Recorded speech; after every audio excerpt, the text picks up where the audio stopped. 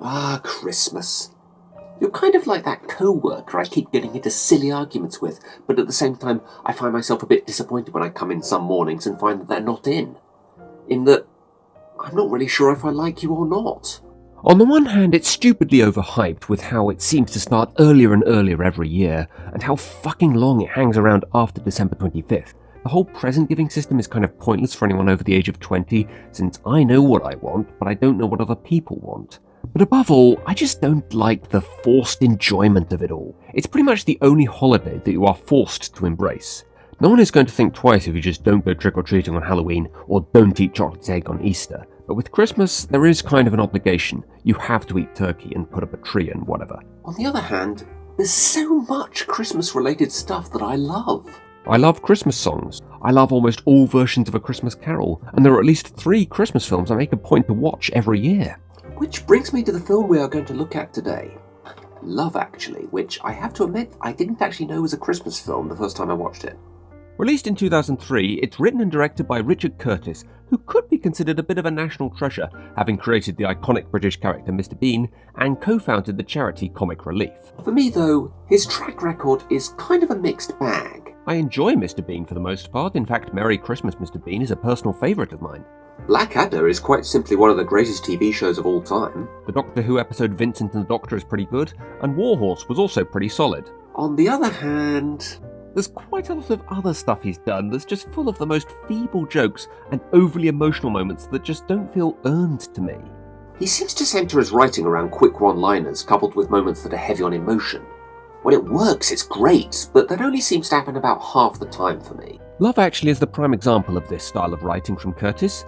What makes it a bit more original, though, is it's telling 9 different rom-com type stories with an all-star cast. With one exception, every storyline has at least one character that crosses over into another story at some point in the film. So it's more of a web of stories and characters that cross over in different places and for different reasons. Kind of like people do in real life. With that said, the actual stories are nothing like real life. So does Curtis hit the mark with his comedy and sentimental moments? Let's see as we take a look at everything right about Love Actually. And yes, I am aware there is already a YouTube channel with over 1 million subscribers devoted to the inverted idea of cinema sins. But if people can copy cinema sins, I don't see any reason why I can't copy cinema wins. Starting us off, a common trend in Richard Curtis's films, Hugh Grant is to him what Johnny Depp is to Tim Burton. He seems to be in pretty much every film he writes, and always in as big a role as he can give him. Even in this film, where there isn't really a main character, he still gives him the opening monologue. Now, I can't stand Hugh Grant personally, so that's not a win here. With that said, I do like this idea for an opening, which I believe was actually Curtis's inspiration for writing this film. Watching friends and family greeting each other, he realised that each of them has their own story, how they met, things they've done together, and why they love each other. Kind of a nice opening, especially given these are all real people being shown here. However, the lack of realism we see from the storylines in the next 2 hours kind of takes away from that idea. Our first story focuses on washed-up rock star Billy Mack, played by Bill Nighy, who is making a Christmas-themed rewrite of Love Is All Around.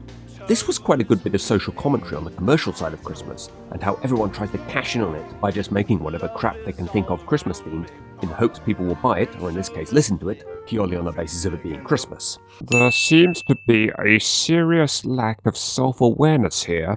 Hey, look, Shut up. I also quite like this exchange between him and his manager. This is shit, isn't it? Yep, solid gold shit, Maestro. Perhaps suggesting that the stars that do this kind of thing are aware that it's crap, but it doesn't matter as long as it makes them money. Which personally I don't have too much of an issue with. We all have bills to pay after all, and it's not like they're forcing anyone to buy it. Yet for some reason, we still do. So really, we only have ourselves to blame. Liam Neeson is talking on the phone to someone, and I have no desire to make the obvious joke here. No, I'm not going to do it, guys. I'm not doing it! I didn't even like that film. I'm not doing it. Can we just move on, please? I always thought this shot of Keira Knightley made her look a bit weird. No win for that, just saying. Then we have this shot, which I'm still not sure how they did it. I mean, that really does look like the outside of 10 Downing Street. And it's the same shot that takes us inside what must be a set, and it all looked seamless. My only guess is that the whole thing was one big set, since they can't possibly have been allowed to film in Downing Street. So Hugh Grant may not be the main character this time, but he is playing the Prime Minister. Honestly, I don't get why though. The general idea of this film seems to be that it's the story of everyday people leading fairly normal lives and the different ways they find love. Clearly the Prime Minister doesn't fit that description, and there's nothing in this storyline that feels like it needed this character to be the Prime Minister. It's also a bit too similar to Notting Hill, another Richard Curtis film, also starring Hugh Grant, where an everyday person and a famous person fall in love.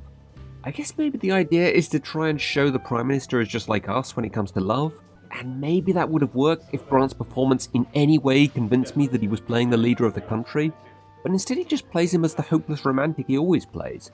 Also, just a minor note, get used to this bit of clarinet music, they use it a lot. Yes. And so does Carl. Oh, God, sorry. Are you alright? And you resisted the temptation for surprises. Ah yes, we are definitely at the point now where we can safely say nothing unexpected can possibly happen. What? This still gets a win though, because I think the telegraphed nature of this twist is probably part of the joke. Also, it's not like we knew exactly what the surprise was going to be. But honestly, this is one of my least favourite scenes in the film. It takes my suspension of disbelief a bit too far. Like, have they just been hiding their instruments for the whole ceremony, and now they can just whip them out at a moment's notice? At the very least, Keira Knightley should have got her two maracas out. Okay, I'm sorry. I know Jamie's brother is just a throwaway character, but I love how they still tried to show that the two of them have a good relationship, or did before Jamie realised what he had done. Colin basically does himself in by insulting this woman's food right in front of her, but for all we know, he may have been completely justified in feeling this way about what she had cooked. So this helps us to sympathise with him, but at the same time understand the ludicrousness of this claim he makes in the next scene. I've just worked out why I can never find true love. English girl. They're stuck up, you see. While I am getting a little tired of Martin Freeman playing the same character in every film he's in, he is the perfect actor for this role, where the whole idea is to act completely nonchalant to the situation. I've heard some say that this is the least interesting of the stories, but it's really just one joke about the unusual circumstances that these two meet. But I'd say that's what I love about it. It shows that you can find love anywhere. Also, some people are confused by how two porn stars could be struggling to find someone to be with. These are just the stand-ins, guys. Why do you think Freeman is fully clothed? When she first mentioned what's about to happen, I said, over my dead body. And she said, no, Daniel, over mine. No win here, because that line is way too contrived. I also don't see the point of this scene, since we've already been told Neeson's wife has died. We obviously don't care that much about her, since she was already dead when the film started. Her death does have an effect on the storyline later on, but we don't learn anything new in this scene that will have any effect later on. Hey, look at that, it's Rick Grimes talking to Wendy Bird. I don't know, does anyone else think it's kind of fun to imagine characters played by the same actors are actually the same person? Like maybe the dad from Malcolm in the Middle chose to start cooking crystal meth later in life. Also, this scene hints at the idea of Mark being gay, which is nice, but a shame the writers didn't go the whole way with that idea and actually make him, or any other characters in this, gay. I mean, you have 9 stories here, you can't make one of them about a gay or a lesbian? By the way, I am aware there was a dropped storyline involving a lesbian couple, but since it's a deleted scene, my point remains valid. Don't get me wrong, I'm not going to criticise the film for simply not doing something. Just a shame that they hint at it without actually doing it. The late, great Alan Rickman. Another interesting thing this film does is set up some characters in other storylines before actually introducing them in the ones they play a central role. Alan Rickman, for example, isn't the main character in the storyline being focused on here, but he will be the main character in the storyline we come to later on. With that said, I find it a little jarring that Laura Linney's character, who is the main character here, was introduced to us only one scene previous, and this is clearly a scene taking place at least a day later. Maybe the time had come to do something about it. Not to give about 5 wins here, for what I feel is the most relatable storyline of all. Just simply knowing a person for a long time, becoming convinced that you have feelings for them, but being too afraid to actually do anything about it. Amy the waitress, if you're watching, I'm sorry. I'm pretty sure you felt the same way about me, but congrats on the engagement all the same. By the way, that was just a joke. I was never in love with a woman called Amy. The phone call Sarah takes seems like just a lead into a transition, but it's actually a subtle setup for later. I can't quite decide if this scene is a great bit of social commentary or just the film being way too preachy. I mean, it's not like Bill is actually going off on a spontaneous rant about anything real here. This was all written in a script for him, and it's about a fictional song. There's no actual risk here. But given that most of what he says is based on things that really do happen around Christmas, I'm probably inclined to give this a win. It's some good social commentary, just could have been a bit less safe. The amusement I get from the thought that Martin Freeman got paid to do this, especially when I watched this part, which they probably did a bunch of takes for. You know perfectly well that any bar, anywhere in America, contains 10 girls more beautiful and more likely to have sex with me than the whole of the United Kingdom. That is total bollocks. This is an awesome scene to watch when you know what ends up happening with the storyline. It also addresses the question of why Colin wouldn't invite Tony to come with him. Just as a side note, can I just say that I think Chris Marshall has massively underachieved as an actor given his talent? Other than Death in Paradise, what's he really done in the last 10 years? There's some debate about if this storyline involving Liam Neeson is really about romantic love, or the struggle of trying to form a family-like bond with a child you are not biologically related to. While I do like the relationship between Neeson's character Daniel and his stepson Sam, there is less impact to the bond they form due to us not seeing what their relationship was like before his wife died. The fact Sam is the one in love here helps give a little variety to the film's message of love being everywhere, and that it can happen to anyone regardless of their age. I also like this line. Worse than the total agony of being in love. Commenting on how being in love is kind of a double-edged sword at times. It's a frustrating and even depressing experience at times, as much as it can also be joyful and uplifting. And following on from that, here we have the other side of the coin with Colin Firth's character, who is now alone with nobody to love, which is just as depressing and frustrating. Even in this serenic setting he now finds himself, he can't help but feel lonely. I always thought there was something a little creepy about David's first question to Natalie being where she lived, and the second is essentially if she has a boyfriend, followed by the suggestion that he have someone kill her ex, without it being completely clear if he's joking or not. But in a sense, I guess that's the idea. It's the reverse of the scene where he first meets her, where Natalie says the wrong thing.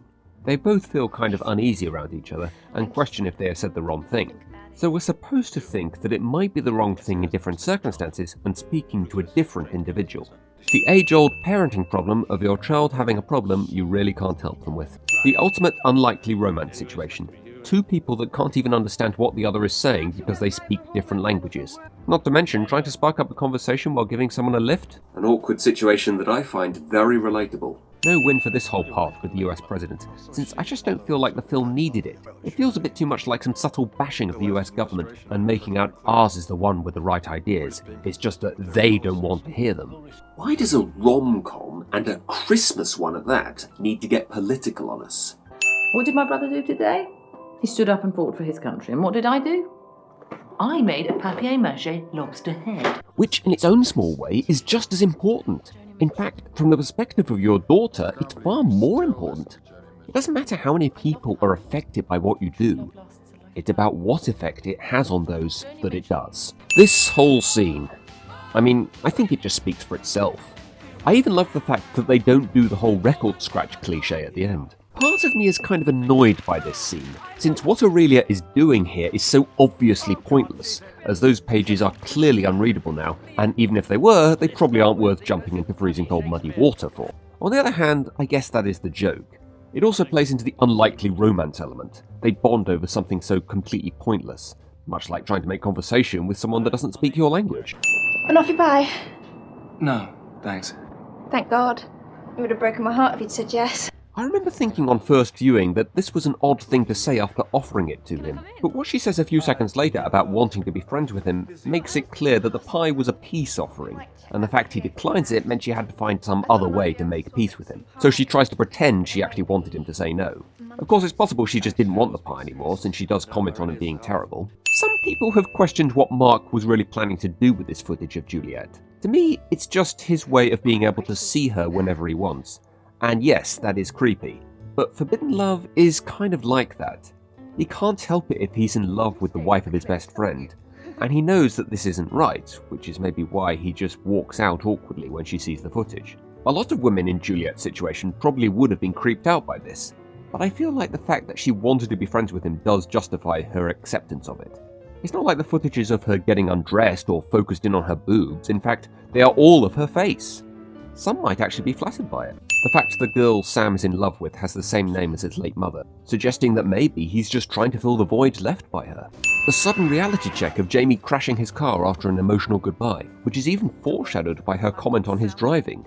It also happens after she's left, so it doesn't even ruin the moment. Some have criticised Daniel for not actually doing anything to help Sam win over Joanna. But for me, that's as it should be. If Sam had won over Joanna by doing something that was Daniel's idea, it wouldn't really be Sam that she falls for. It would have just been whatever Daniel had told him to do. Daniel can cheer from the touchline and advise him on how to play, but Sam needs to score the goal himself. Mia is wearing devil horns. Another thing I could have done without are all these parts where we see various characters watching Billy Mack on TV. I feel like his story was finished after the second scene with him, but I guess they just wanted to find some way for him to cross over into other stories like other characters do. And following on from that, maybe they could have cut out Billy Mack's scenes and instead spent time developing characters like Carl. Who, by the way, prior to this scene where he dances with Sarah, has had about a minute of screen time. The moment where Sarah celebrates their first kiss cracks me up every time. I even love what she says to Carl. Okay, that's done. And now, after seeing Sarah taking phone calls a number of times during the film, we get to see this isn't the happy ending for her we thought it was. I've got to say, this is one story that really surprised me. It's played up early on as the silliest romance of all. Then they hit you with this kind of tragic ending. I love the way that isn't even a question that she has to do this, despite the fact that it's clearly tearing her up inside. I even love the fact that they made it her brother. You don't even really think about siblings having to look after one another, because most of them will have parents or their kids when they get older. This could easily have been her father, but that wouldn't have been nearly as tragic because you'd know she'd have her life back once he'd passed away. Her brother, on the other hand, will probably be around for as long as she is. Another scene that just speaks for itself. I almost wonder if this would have worked nearly as well were it not Rowan Atkinson doing this. Also, can't ignore Rickman's delivery of his lines as he gradually becomes more and more mystified by the whole thing. What's that? Actually, I really can't wait. Oh, you won't regret it, sir. Want a bet? Almost finished. What else can there be? You're going to dip it in yogurt, cover it with chocolate buttons. But I don't want a Christmas box. The bizarre imagery of a guy awkwardly asking out a woman that appears to be giving him a BJ. Some rare love for that other Beatle no one really cared about. I love the excitable wave she gives Rickman here. It's almost like she's thinking this is the actual night of the play and he's part of a large audience.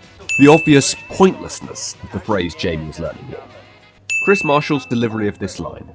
And he's got a big knob. I feel like that should be a meme. So here's the big twist with Colin's seemingly dumbass plan to find love in America. It turns out his expectations were spot on. In fact, it seems American girls don't even care about having to share one guy between 4 of them. Clearly I need to get over to America.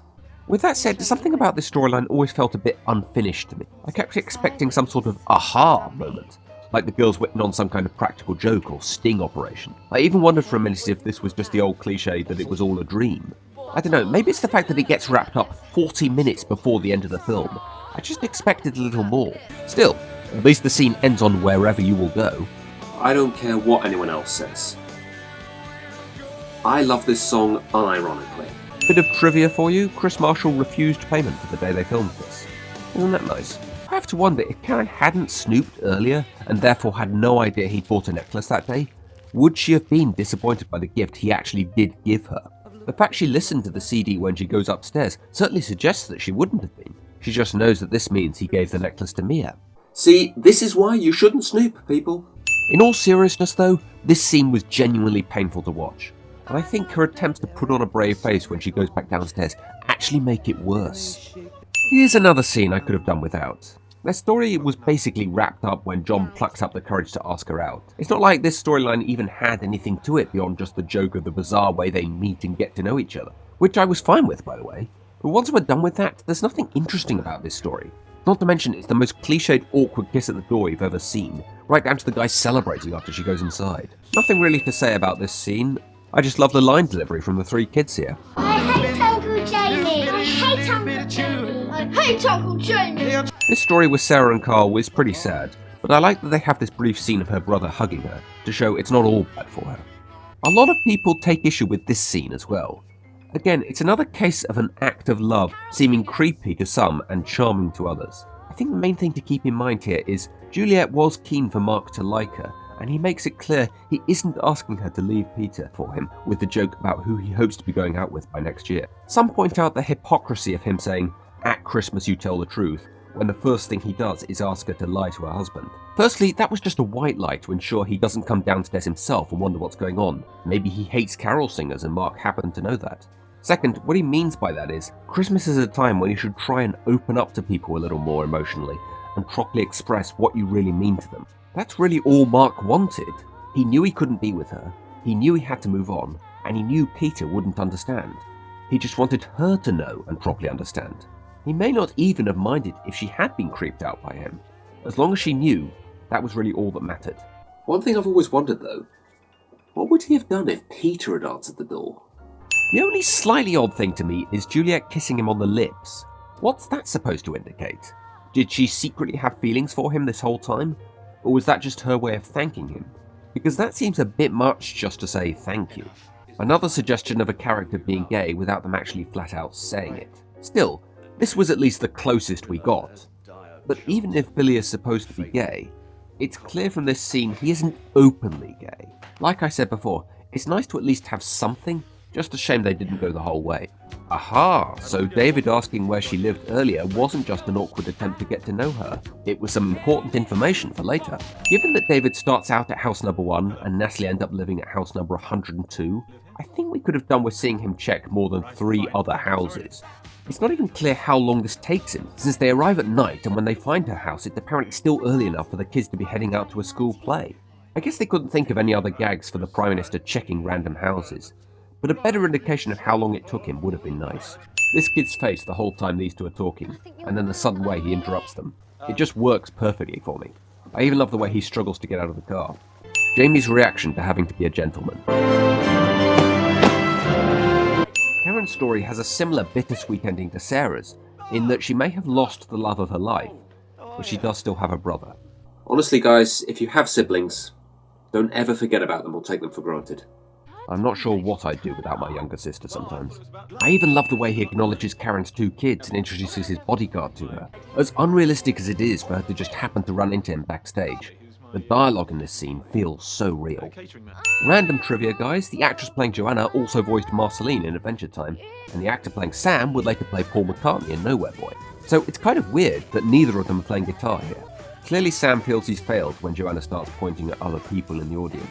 But if I were him, I'd still think the fact that he's the first person she points to, as well as the only person on stage she points to, has to mean something. If there's one thing that lets this film down, it's the overuse of the biggest cliches of all. I just love Daniel's entrance here, an expression of pure pride for what Sam has done, even if it was all for nothing. I also love the immediate suggestion he tells her he loves her. He understands at this point just how important this is to Sam. I think I would have preferred it if Joanna had been portrayed more like an unreachable goal, because to me, the real substance of the story is the bond between Daniel and his stepson. Just on a random note, I find it a bit weird that Daniel and Karen don't have a scene together at the school play, since we've been shown earlier on that they do know each other. No one in human history has ever been able to board their flight a few minutes after arriving at the airport. They actually tell you to arrive at least an hour before. I know this is kind of a nitpick, but this is such common knowledge now. Why not have Sam ask to go home after the play and Daniel suggests later that they try and catch her at the airport? Another little moment I love is where Daniel just gives Sam that little push to give him the means to do what he needs to do. This reference to The Graduate seems a bit overused by this point, especially since this was 5 years after they did it in a freaking car advert. This nice moment is pretty corny, but I do like the way Joanna runs off. It seems to just have that childlike excitement to it. The joke here, of course, is Jamie is speaking broken Portuguese, but we only know that because of the subtitles. So we are basically laughing at a guy's butchered attempt at speaking a language we can't actually understand, much less speak ourselves. The other point here is the effort Jamie has gone to ask Aurelia to marry him.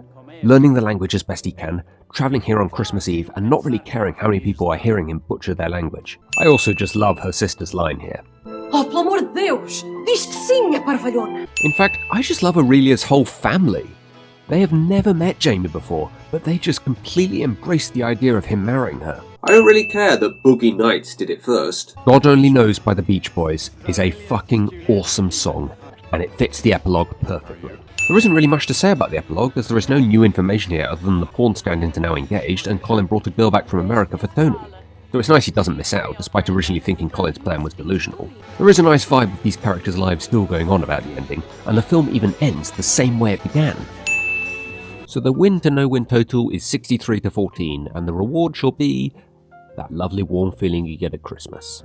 So, now for a few final thoughts. This film's main USP is to put you in a good mood. It understands it doesn't need to be completely realistic or even that original in order to do that, so it just doesn't bother in a lot of places. That is going to annoy a lot of people, and I definitely feel that myself a lot of the time watching. It toes a very fine line with how far-fetched a lot of the things are, but the way it goes about presenting them is what makes this a great experience. None of the individual stories are particularly original. In fact, a few aren't even that interesting as stories. But what makes it more original as an experience overall is the framing device of them all taking place at the same time in the build-up to Christmas, and with the characters crossing over into other stories. It's not a great film to watch clips from or even start watching partway through. It's an experience that may not excel at being a great film, but it does excel at being a charming one, and is my highest recommendation when you just want to feel good about life.